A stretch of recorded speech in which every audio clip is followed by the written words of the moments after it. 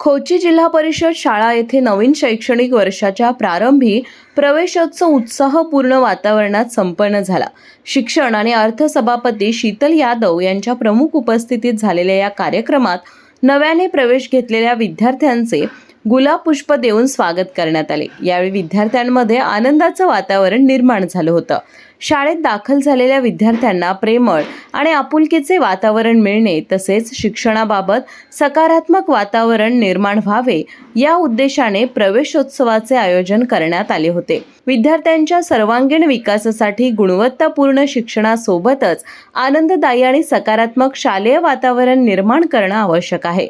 प्रवेशोत्सव हा केवळ विद्यार्थ्यांच्या स्वागताचा कार्यक्रम नसून शिक्षणाबाबतची आपली बांधिलकी अधोरेखित करणारा उपक्रम आहे।